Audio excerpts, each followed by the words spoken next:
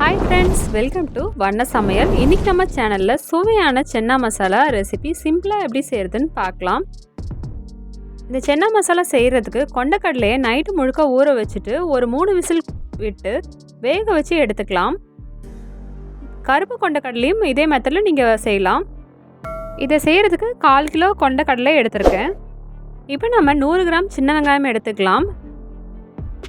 இதோட ஒரு ஏலக்காய், ஒரு கிராம்பு, ஒரு பட்டை, ஒரு அரை ஸ்பூன் சீரகம் சேர்த்து நல்லா நைஸாக அரைச்சி எடுத்துக்கலாம் பேஸ்ட்டாக.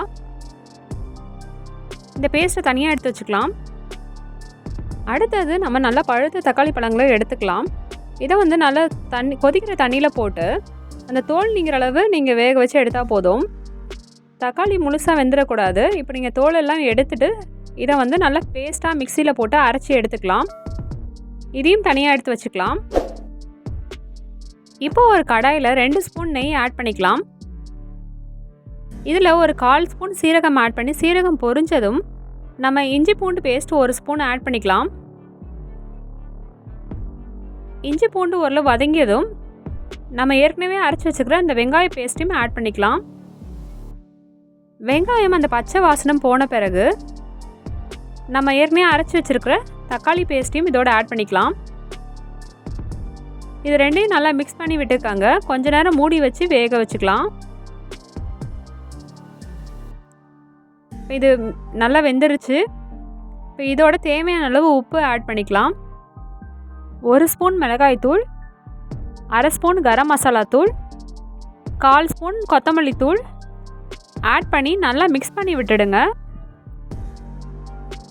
இதோட ஒரு சின்ன நெல்லிக்காய் அளவு புளியை கரைச்சி ஆட் பண்ணிக்கலாம்.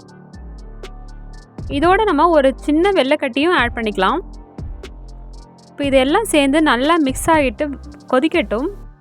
கொதித்த பிறகு நம்ம ஏற்கனவே வேக வச்சு எடுத்து வச்சுருக்கிற வெள்ளை கொண்டக்கடலையை ஆட் பண்ணிக்கலாம்.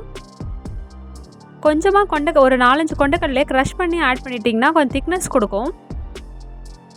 இது நல்லா கொதிக்கட்டும். இது ஓரளவு நல்லா சுண்டி வரட்டும். அது வரைக்கும் நம்ம மூடி வச்சு வேக வைக்கலாம்.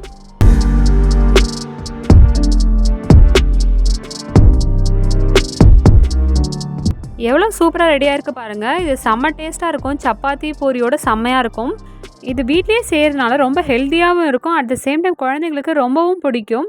இதை நீங்கள் வெங்காயமும் பச்சை மிளகாயும் ஆட் பண்ணி தனியாக சாப்பிடவும் சூப்பராக இருக்கும். சமோசாவோடவும் சாப்பிட்லாம். ரொம்ப டேஸ்ட்டாக இருக்கும். நீங்கள் ட்ரை பண்ணி பார்த்துட்டு எங்களுக்கு கமெண்ட் பண்ணுங்கள் ஃப்ரெண்ட்ஸ். தேங்க்ஸ் ஃபார் வாட்சிங் வண்ண சமையல். இந்த நாள் இனிய நாளாக அமைய வாழ்த்துக்கள். என்றும் அன்புடன் உங்கள் வண்ண சமையல்.